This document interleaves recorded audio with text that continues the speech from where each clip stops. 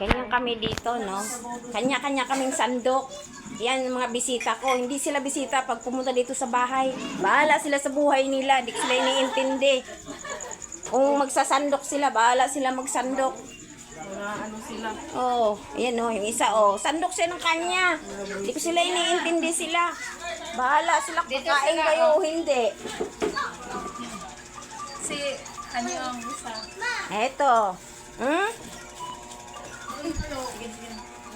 Yan. Kanya-kanya. Hindi, mayroon pa doon. Akala ko bus. Ayaw nila. Ito yung aking mga bisita, no? Kanya-kanya lang silang sandok. Hala sila dyan. Kanya-kanya silang sandok. Ay, wala, hindi pala kayo nagsain. Nagsaing. Hindi.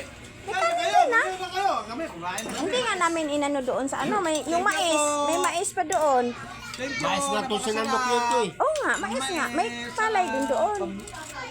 My favorite. Eh. Yan. Yan ang aking mga bisita ngayon. Ngayon lang kami nagsama-sama. Hindi kami nag-uusap kundi bigla lang dumating. Ano? Palay. Ay, siya? O sige. Ayun, may dumating kaming isa pang bisita, yung kapitbahay namin.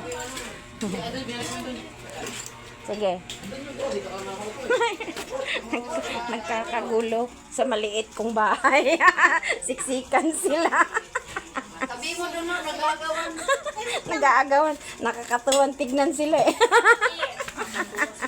Ikaw, tawa ka na, kain na. Kain ka na. Ayan no. Hindi kasi hindi naman wala naman to sa usapan eh. Yung parang ano lang, bigla lang nagsidatingan. Wala naman to sa plano eh. 'Di ba? Di ba noon wala din? Oo nga. Kasi nga dapat nga aalis kami. Oh, 'di ba? Alis pala sana ikaw? Oo, alis nga kami. Punta nga sana kami doon sa Tagalog. Dumating si Inday. Pagdating ko dito, nandito na si Inday. Ay, sabi ko, wala, hindi natuloy. Ayan. Ano lang naman to? Yung sama-sama lang kami. Bisita ko.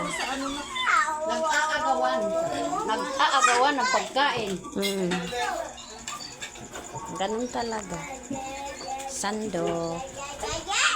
Saan yung kanin ni Ate? Ha? Ano? Malambot. Kaya nga, baliktad ah. Bakit tayo ang nandito? Tapos sila, oh, ganda ng pwesto nila doon. Oh, nakaupo kami dito, nakatayo.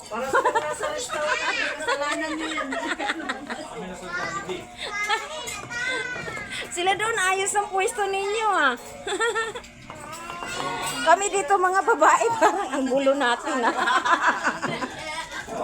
Wala nang natira. Ikaw,